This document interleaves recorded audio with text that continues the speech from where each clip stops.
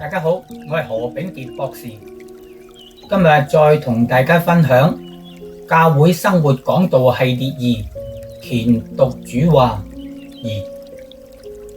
我上次講到兩個聖經嘅特質，第一個係聖經嘅本質，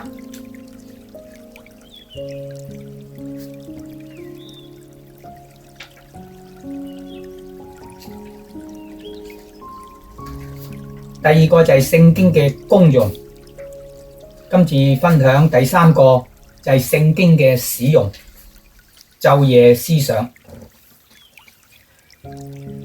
麵包係用口食落肚嘅，唔正確使用，我哋就得唔到佢得嘅營養，甚至連最基本嘅飽腹都唔能夠。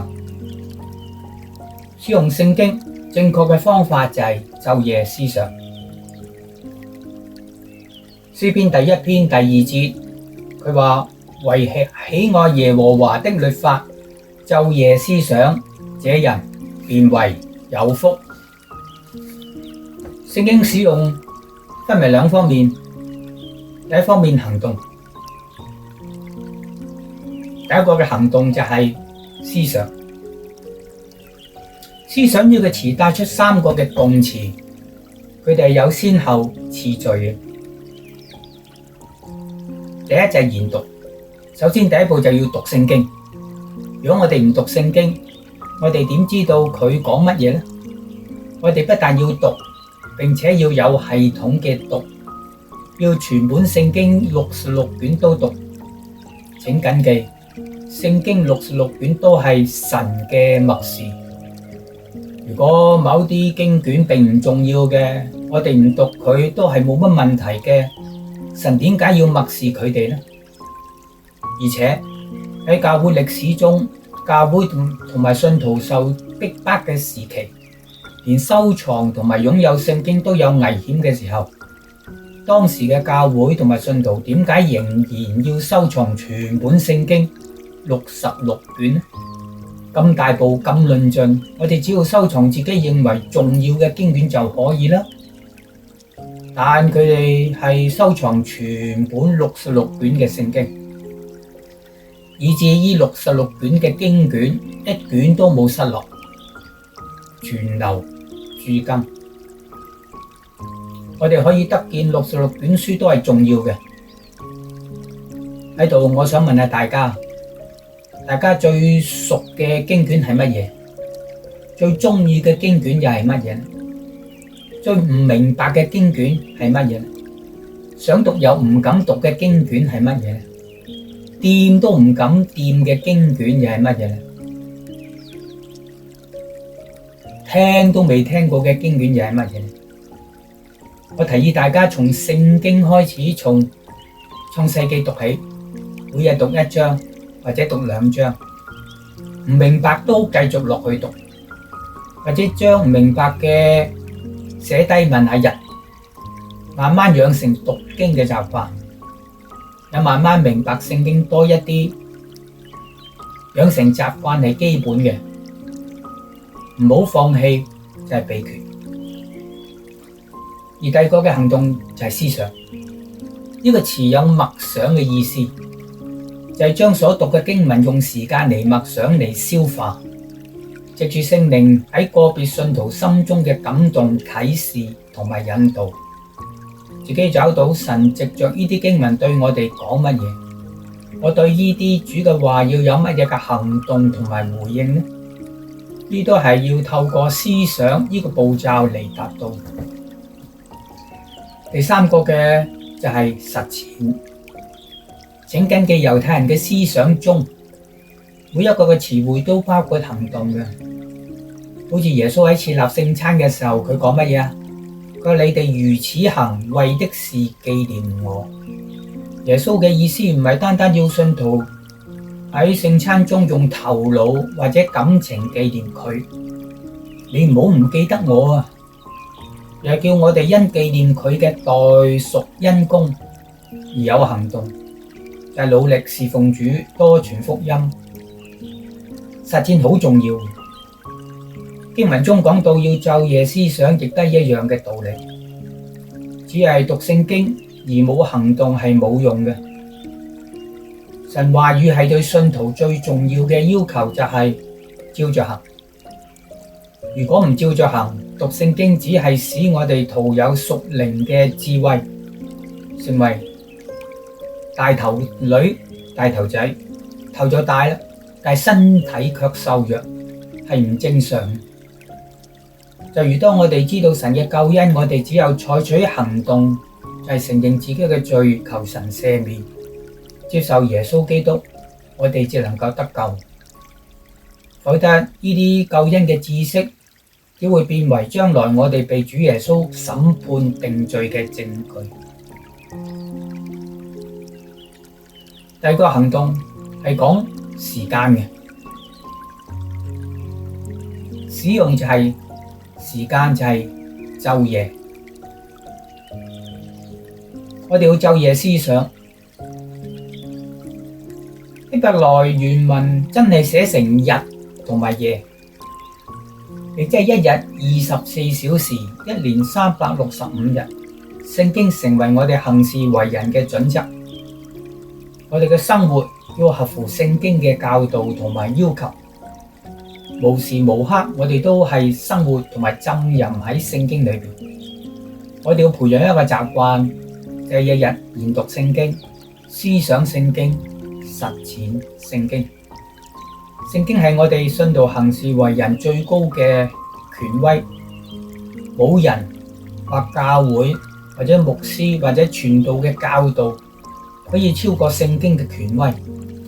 如果我哋每日行事為人，冇人可以從中根據聖經嚟指出我哋嘅不是，我哋就可以算係一個晝夜思想神話語嘅人。宗教改革家馬丁路德喺1517年10月31日喺德國嘅威丁堡教堂大門張貼咗著名嘅95條款，抨擊當時嘅教皇、教會出售贖罪券等嘅錯誤，係違背聖經嘅教導同埋缺乏聖經嘅依據，於是引起後嚟嘅宗教改革。喺1521年4月，喺咗牧師會議上，教皇要求馬丁路德收回佢嘅言論同埋主張，否則佢會被定罪。馬丁路德嘅自辯話：佢各位要求一個簡單嘅回答，呢個就係我嘅回答，直接淺白，不加修飾。佢除非能夠依據聖經嚟判定同埋指出我嘅錯誤，否則我不能夠，亦不會收回我任何嘅主張。因為違背良心作事，我得不到平安，亦不會接受。呢個就係我嘅立場，我別無選擇。願神幫助我。阿們。我作為基督徒，唯有喺聖經上多讀、多思想、多實踐，我哋不單能夠好像馬丁路德咁樣，當他人挑戰我哋嘅信仰同埋行為嘅時候，有咁嘅信心，更能夠得到神因為我哋晝夜思想主話而嚟嘅福分。詩篇第1篇第3節佢話：他要像一棵樹栽在溪水旁，按時候結果子，葉子也不枯乾，凡他所作的盡都順利。經文話會按時結果子，果子係指乜嘢？上文講到晝夜思想神嘅話，所結嘅果子當然與神嘅話有關，就係當我哋實踐神話語嘅時候而得到成功。主所行嘅事盡都順利，又講到乜嘢呢？我諗呢個就係指我哋按住神嘅話而生活，咁樣佢所作嘅事都順利。佢嘅行事為人係跟住聖經嘅教導。聖經想我哋做乜嘢？提摩太後書第3章17節，叫屬神嘅人得以完全，預備行各樣嘅善事。聖經係叫屬神嘅人得以完全。喺希臘原文，完全呢個字可以譯作好似和合本所譯嘅完全呢，又或者另一個意思就係使佢適合於作某一樣事，或者裝備嚟作某一件事。現在中文譯本就譯作要使侍奉上帝嘅人得到充分嘅準備，能做各樣嘅善事。聖經係要裝備我哋，使我哋能夠做各樣嘅善事，各樣美好嘅事，我哋就能夠按時結果子，葉子也不枯乾。凡我們所作的，盡都順利。我哋一齊努力，願我哋從今開始，一日都虔讀主話，蒙神祝福。最後，我嘅總結就係學習主道，經歷神恩。